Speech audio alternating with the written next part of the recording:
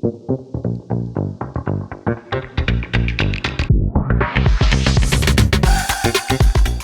right, hello everyone. Welcome to Reimagining Text Fields in Compose. I'm Zach Klippenstein. I work on text in Compose at Google. Can you all hear me? Okay, cool. All right, a couple of hands up front here, so that's good enough. So if you were in San Francisco for DroidCon in June, I gave a very similar talk, and I promised I would do another update with whatever we had changed over the summer. So that's what this is. So let's start by just looking at text field again. So if you've done probably anything with Compose, you've probably used the text field, and you've probably had code that looks something like this. This is the material text field composable. Underneath the material text field is something called basic text field. This is the core kind of foundational component that actually implements all the text editing functionality. And it doesn't have all the styling of material text field, but it has a little bit more flexibility. And material is really just a styling wrapper on top of this. If you are building your own design systems, you've probably used basic text field directly, or if you're doing anything custom. So this was shipped with Compose 1.0. It's been around forever. So let's break this down a little bit and look at both parts. So the first thing, when you're calling basic text field, you have to pass in at least two things. An immutable text value, and this is a string or an annotated string, that kind of thing. And this defines what's actually shown in the field. And then a callback that we'll call when someone types something and we want to change that value. So in that callback, it's your responsibility to somehow trigger recomposition and get that new text value in with whatever text value you want to show. The easiest way to do this is using mutable state of. So you store the text in there, you update it in the callback, and then we recompose and send the new text into the field. So text field kind of works. It's got some bugs, and we're working on it. See you all filing bugs. Thanks a lot for that. It's great. Keep doing that. And as we were kind of like going through these and trying to fix things, we realized that we kind of kept hitting the same issues and running up against the same kind of walls. And we realized that this thing has been around since before 1.0, and it was developed before a lot of the kind of the newer Compose idioms and best practices were established. So there's a bit of tech debt, and working in it was kind of hard, and we needed to kind of address it more systemically. There's also some things about the API that make it kind of hard to use. So a lot of the time, it's really common to put your text state in something like a mutable state flow somewhere else in your architecture, a couple of a different layer, maybe a different module, or maybe like a bigger, like a data class or something. And you do this, and you've got a flow, and you're connecting your flow to your composables. It's really easy to accidentally introduce just a little bit of asynchrony, and that completely breaks text field. So my colleagues, Ala and Sean, have given multiple talks about why this happens and how to avoid it. But even if you're aware of it and you're trying to avoid this, it's still really easy to just accidentally introduce something that kind of breaks it. There's some other issues with API as well. So if you've ever tried to use visual transformation, it's really tricky to do well. There's this triplet of parameters, single line, min lines, and max lines that are kind of ambiguous sometimes. And there's other features like, because the callback just gives you the entire new text value, if you've got a giant text value, that's a lot of string copies to be doing around. And, if you want to see like specifically what changed, like a user just entered one letter and you want to see what that change was, there's no way to do that in the current API. You'd have to basically run a differ. So we asked ourselves, if basic text field didn't exist, how would we design it today? So about over a year ago, we looked at this as a kind of holistic project. We started scoping it and doing kind of annual planning for 2023. January comes around, we start actually designing this thing, and just brainstorming and prototyping a bunch of different ideas. And we realized that we were considering changing so many of the fundamentals here that we needed to get feedback as soon as possible with some of these new kind of core ideas before we were ready to actually ship it, and to make sure that we kind of were on the right path. So we decided to run a user study. And this is a really cool thing that Google does, and some other, I think, larger companies do it as well. But this is the first time I'd been able to participate in this as like, a developer getting feedback on it. So it's really cool. We work with a professional researcher, and we get a bunch of different people with different levels of experience and working on different kinds of apps. We give them a project to do, and then we have them take notes, and we interview them about it, and we just hear just all kinds of free-form feedback, and it's super helpful. We worked with, I think, 16 people in this study, and it was really useful for us, and I think a lot of the participants enjoyed it too. If this sounds like something you'd be interested in helping out with, trying new APIs, giving early feedback, you're welcome to sign up. There's a link here, and I gave a lot more information about this process in the SF talk. So if you want to kind of know more about that, that's on the Dorycon website. You can get at it with this link here. Yeah, sign up for user studies. A lot of them can be done remotely, so you can just do it from home, and it's kind of fun for you and hopefully interesting. So, and it helps us a lot. So, new APIs. I'm going to show you what we are working on, and I would love to hear what you think. Good, bad, in between, whatever. Please find me after this if you have thoughts. I'll be around. We can hang out in the hall somewhere. And I'll give contact info at the end too if you want to play with this and get back to us later. So to kind of summarize all the things I'm going to talk about, we've got a new basic text field composable. We've got some changes to how state works. We're changing a little bit of how filtering works and visual transformations. We have some changes to passwords and line limits and scrolling. And so this stuff is all still very experimental. We're still developing it, and it's changing still quite a lot. But if you are feeling adventurous, feel free to, or if you're doing something really advanced with text fields and you find the current API isn't powerful enough for you, please give this a try and let us know how it works. If there's stuff it can handle, we'd love to know about it. So let's dive in. Basic text field. So at the top here, we have a code snippet. This is, like I showed at the beginning of the talk, how you create a state and pass it to a text field. So in the bottom one, we have it how you do it with the new API. Can you spot the difference? There is none. That's a trick question. So the core, the really basic usage is kind of unchanged. You can still call the exact same thing and use the pattern you're familiar with. But there is another overload for basic text field where you can pass it a special text field state object. And this is basically, we took a lot of the internal state in basic text field and hoisted it up and made it public. And there's no callback here, you'll notice. And that's because this is a mutable state object. We manage the mutation internally, and we have a little bit more control over how that works. And this allows you to do things like update the text without recomposing your text field. So, and one thing to note here is in these slides, I'll be just referring to this as basic text field. In the code right now, we call it basic text field 2, just to make it really clear that it's the next version. But as we get closer to stabilizing it, we'll rename it to just basic text field, and it'll just be called basic text field. When I gave this talk in June, we had just kind of come out of the study. Everything was very rough. At this point, the kind of core user-facing functionality of this basic text field 2 should pretty much be at parity with the current basic text field. The APIs are still changing, but most of the behavior should be there. I'm talking like gestures and stuff like that. So it should actually be something you can use. So let's look at this state type in more detail.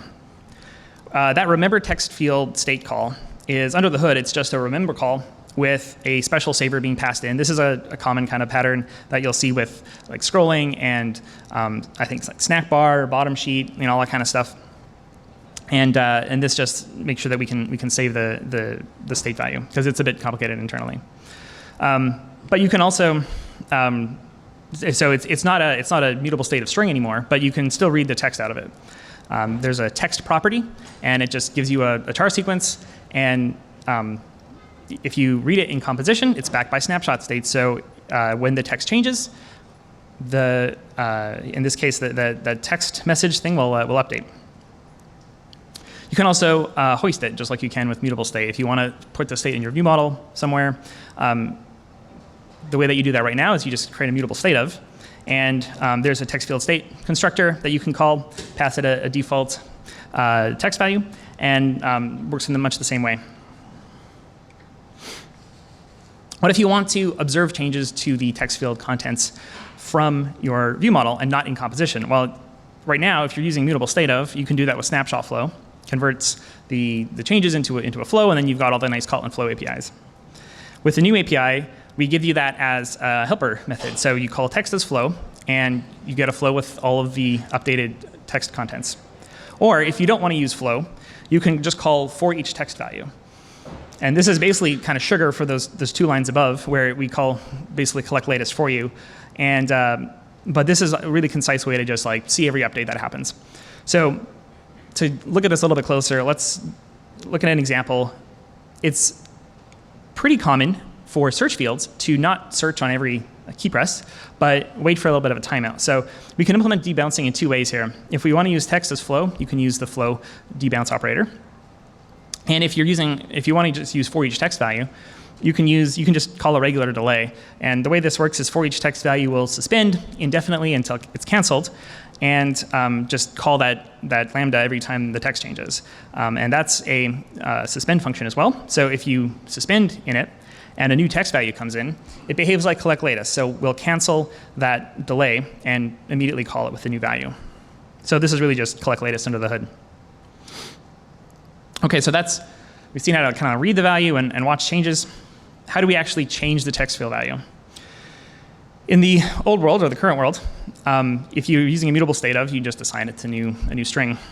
With the new text field state, there's specialized methods that you can call to set the state. And they also, this is maybe looks a little bit verbose, but if you think about it, if you're just setting the text on a field, completely changing it, it's not really clear what's going to happen to the cursor. Is it going to move to the end, or is it going to stay where it was, or it's not really defined. And you can, if you're using text field value here, you can be explicit about it. But if you're just using a string overload, it's totally ambiguous. So with text field state, we try to be more explicit about what happens to the cursor or the selection in these cases. So in this case, we're setting the text, and then we're making sure the cursor goes to the end. What if you don't want to just replace the text, but you want to just make some small tweaks to it? With the current API, you just have a string. So you'd have to edit the string somehow, maybe by creating a string builder and then making some edits. We make that a little bit easier with text field state. We give you an edit function, and when you call edit, you get the receiver to that lambda is basically it's a string builder. It's a different type called text field buffer, but it basically functions like a string builder.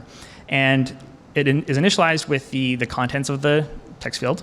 And as you make these edits, they're batched up, and then when edit returns, they're all applied atomically to the state. So even though this is mutable state, it's still it's all one atomic update at the end. So that's some kind of like common things we can do with the new APIs. So here's what they kind of an abbreviated summary of how they actually look. When you create a text field state, you pass in initial text. You can initialize the selection if you want. You can read the text as a char sequence. You can get the selection as a text range, and you've got this edit function. And then there's those other like set text and place cursor at end are extension methods that are defined on this. This is again a kind of abbreviated. If you want to see the full API and kind of as we tweak it in little ways, it's the full documentation is available on developer.android.com, like the rest of the Android and Compose docs. So just go search for text field state on there. Text field buffer is a little bit bigger, but this is, again, it's basically just a string builder. So you can get the current length. You can see what the current selection is. You can change the selection or move the cursor around. And you can, of course, edit the text. So text field 2, we've changed some things with state. The state's still snapshot backed. You can still observe it using snapshots or using flows. You can edit the text using a mutable buffer. And you can hoist the state up if you want to put it in some other architectural layer or something. So that's state management, which is kind of a big change.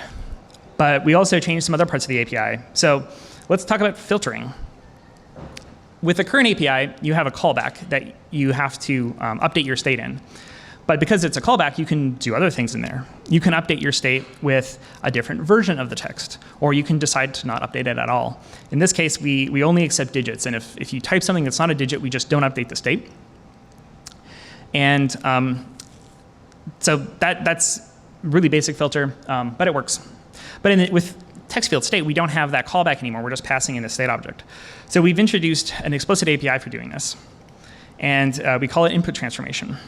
And it's you'd pass it in as a function, or it's actually a fun interface, so you can just implement it. And it has a single function that gets a text field buffer as a receiver again, just like with edit. And the buffer is initialized to the contents of the field with the edits applied. One other thing text field buffer can do is you can actually ask it for what's changed. So now when you process a change, you can actually see what was just entered or deleted. And if you want to do something like base your logic on that, eventually once we get around to implementing like editing style text, you could apply certain span styles or annotations to the new text. And we call it input transformation because it can do more than just filtering, like I said with the annotations eventually. But you can also do things like convert to capitals or do that sort of thing. You also have access to the selection and cursor positions. So you can change those when an edit happens, or reject changes. You can filter the cursor just like you can the text. We're going to ship some basic filters with the library. And we also let you chain the filters together, or chain the transformations together. So when you chain transformations, it just applies them in sequence. We create the buffer, we pass it to digits only here, and then digits only makes its changes, and then we take that buffer and we pass it to the max chars, and they just apply in sequence. So if we are thinking about using digits only in production, we probably don't only want to reject non-digit characters. We probably also want to show a keyboard that only shows numbers. So if you're using digits only, you're probably passing in some keyboard options. And this is a common enough thing that we actually allow you to specify the default keyboard options in the input transformation. So this is kind of used as a default. If you can override this by passing in keyboard options explicitly to the basic text field, and we'll try to merge them. But this way, if you're using digits only, you automatically get the right keyboard configuration, and you can just use keyboard options to like configure the IME action or something like that. This is what the interface looks like. It's just that optional property and that transform input function. So let's look at an example of what we might do with a filter here. So in this field, it's a field for entering a North American phone number, and the only parts of the phone number we care about are the actual numbers, but just to make it easier to read, we want to add some kind of decorative characters. So how would you do that right now? You'd use something like visual transformation. So the current visual transformation API gets in the current text value and returns some transformed string. And it also has to return a pair of functions that map offsets between the two. If you're inserting text in the transformed thing, you have to like represent that offset somehow so that we know when the cursor is at one position in the visual text, where that maps to in the actual source. This is hard to really implement well and cover all the edge cases because the math can be kind of not obvious sometimes, and there's a whole bunch of edge cases to figure out, and you kind of have to do everything yourself. And if you have a bug here, it's not obvious either. If it results in a crash later, it'll be some crash in text field somewhere else unrelated to this, seemingly unrelated to this code, and it's not clear, is there a bug in basic text field, or is something wrong with the offset mapping? One way this can get confusing here is, so let's consider we have the full phone number entered in the state at the top, and then the visual text rendered at the bottom. If the cursor is after the 1, we can put that in we know exactly where that is in the state. It's a one-to-one mapping, totally clear.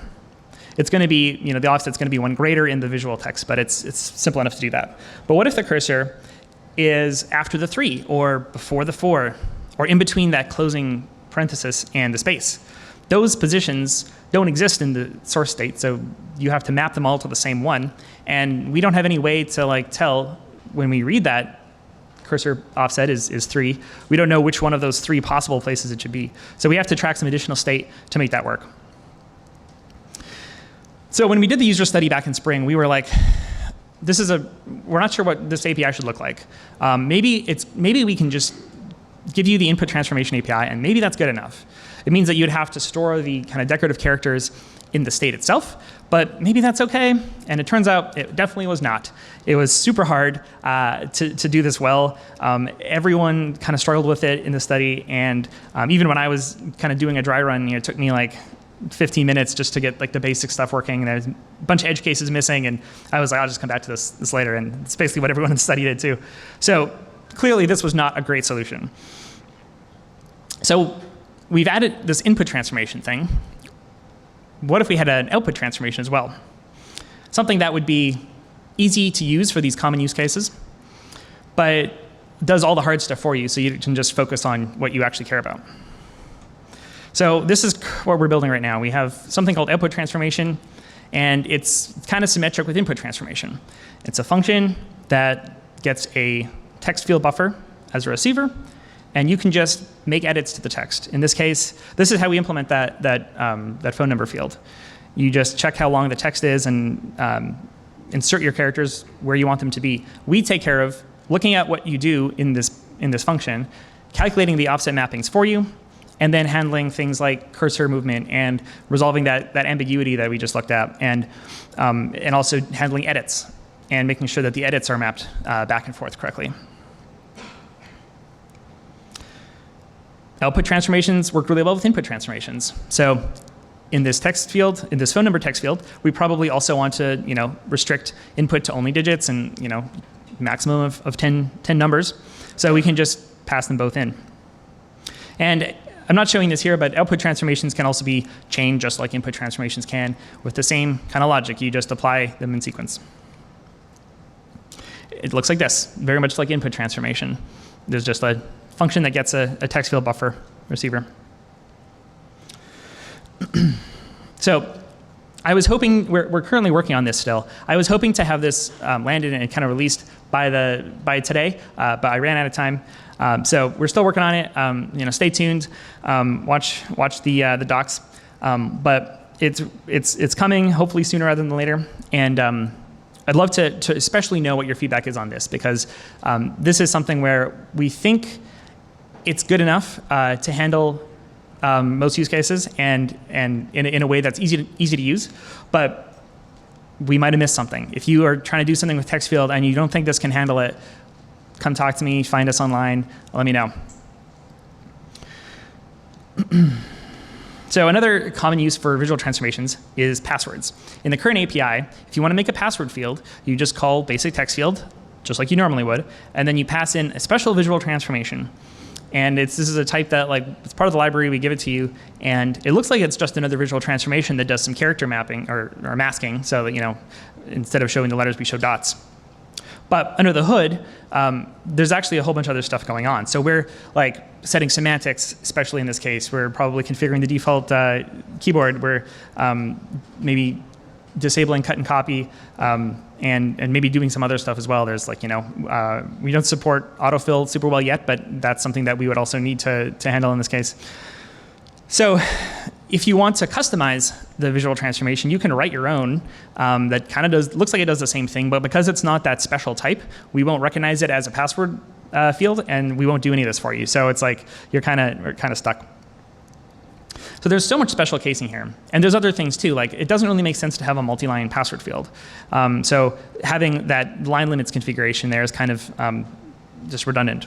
So we've decided to take the lead of a bunch of other UI toolkits and kind of pull out the password functionality into its own composable. So basic secure text field is much like basic text field, but for passwords. So it does the masking, it does all of the other configuration under the hood. And because it's a separate composable, we can make the API more focused. So we've taken out some of the parameters we don't need, and we've added some. So you can specify, you can customize the masking character. You can customize the behavior of the masking. So if you want every character to be fully masked as soon as it's typed, or to be revealed for a little bit so you can the user can see what they just entered. And it doesn't allow you to specify a multi-line password field. So it's always going to be single line. It's always going to scroll horizontally. And speaking of scrolling, actually, and multi-line fields, so in the current API, there's 3 parameters that kind of go together: single line, min line, and max lines. It's possible if you write this code, this will work and it'll run, and it's not really clear what it does. A single line field that has a minimum of 5 lines, like that's nonsense. So what we'll actually do is ignore one of these, and I don't actually remember off the top of my head which one it is. It's not clear at all from the code. So you always got to read the docs and figure out what's going on. And so we were like, even we find this too confusing. So what we really have here is 2 exclusive cases. If you want a single line field, we have a new parameter called line limits, and you pass in a single line configuration, and that's it. If you want a multi-line field, you pass in a multi-line configuration, and the multi-line configuration allows you to specify the min and max line constraints. And we've tried to name them so it's also clear that this refers to the actual height of the field, and not like we're not preventing someone from entering, from hitting new line, 5 times and then that's it. It's just that's how tall it's going to be. So try to really clear up some of the ambiguities with that API. So these 2 cases are exclusive. Single line fields, they never wrap. If they overflow, they can scroll horizontally. They always have a fixed height, and they don't allow you to enter new lines. If there's new lines in the actual text, we just kind of join them into a single line. Multi-line fields, they will wrap if text is too long, and they'll scroll vertically, and any new lines in the text are displayed, and you can enter new lines. Now, we don't support 2D scrolling with this. The current basic text field doesn't support that either. It's something that we might consider adding in the future. We'd probably do it as, again, a separate composable, because it's kind of a separate set of use cases. And speaking of scrolling, we've got a few requests to be able to observe and or control the internal scroll state of the actual field. So like if you have too much text, it's overflowing, you can scroll the field, but there's no way to programmatically control that or see where the scroll position is. So we've just pulled that up. We're just using a regular compose scroll state under the hood, and now you can just create your own if you want and pass it in. And then we'll use that, and you can control the scrolling, you can see where the scroll position is. And again, that's just the standard compose scrolling API. Okay, so kind of went through a lot there, but the main thing is we're introducing a new basic text field and some additional APIs with that. We've got some new state management stuff with text field state and text field buffer. We've got input transformation and output transformation, which are kind of symmetric transformations that use that mutable buffer. And you can implement filtering, and you can implement all kinds of visual transformations and stuff with those. We've got a new dedicated password field composable. We've got a line limits configuration, and we're pulling out the scroll state for you. And we got a lot of feedback on this through a user study.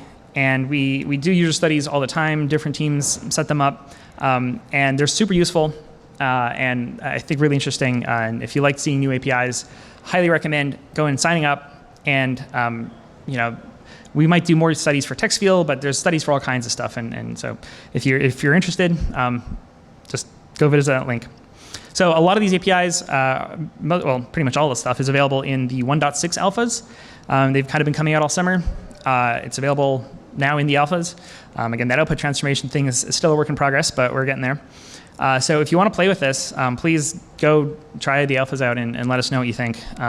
Again, the core user-facing functionality like gestures and stuff should be at parity with basic text field at this point. So should be able to actually try it out and see what you think and let us know, especially about API feedback. If output transformation isn't powerful enough for you or line limits is too weird, let us know. We want to make sure we get this API right. You can talk to me after the talk. I'll be around the conference. Or if you want to give feedback later, you can find us in the Kotlin Slack, Compose Android channels. You can file bugs or feature requests to the standard Google issue tracker. I'm on Mastodon, and my colleague Halil, who I'm working on this with, is on Twitter, so you can find us on socials. And and the slides are available here. So if you want to follow up with this before the recording's available, give it a look. I think I have about 10 minutes left. So, which is great. Last time I went super over. Cutting out that user study stuff, I think, was the right call. So I think we have time for questions. I see a mic up here. If anyone wants to come up and talk about this in front of everyone, we can do that. Or you can catch me afterwards, too. Go ahead. Hello. I just want to say thank you for the visual transformation changes. I spent way too much of my life trying to debug those, so super excited to try out the new stuff. Thank awesome. You. Yeah. Let me know how it works for you. That's the response I was hoping for with that, so I can sleep again now, finally. Any other questions or comments?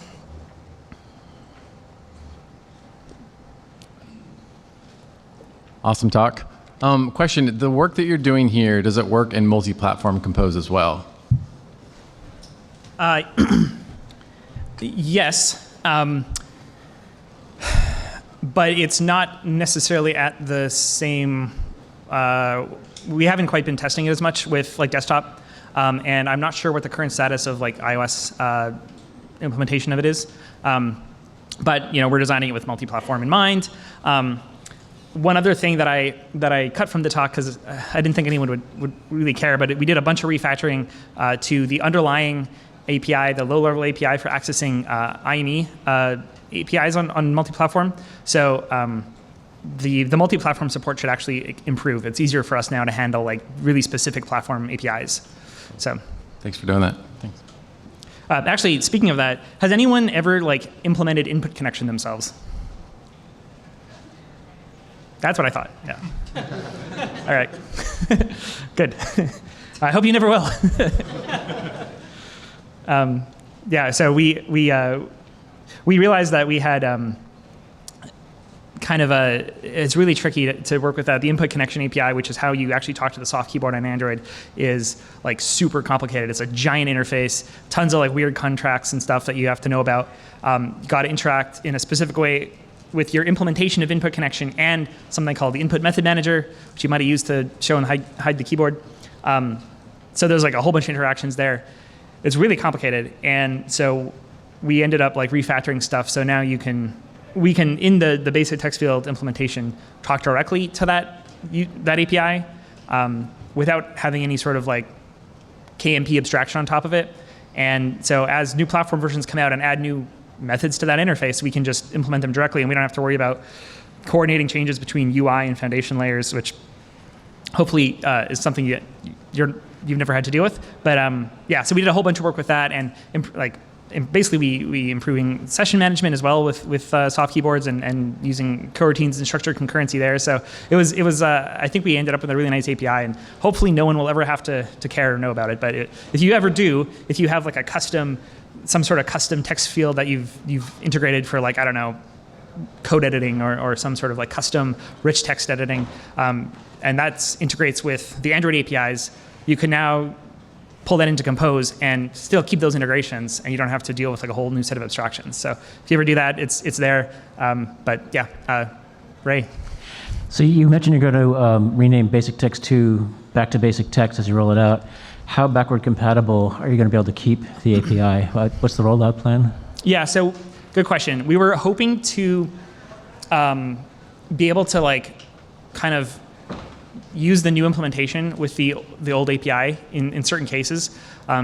There's enough things that are different that it's not always possible. And we thought about it, and we were like, that's probably more confusing than anything. It's just like you're using the old thing, and all of a sudden the behavior changes in weird ways. And we're not trying to maintain bug for bug compatibility, so it would be just really weird.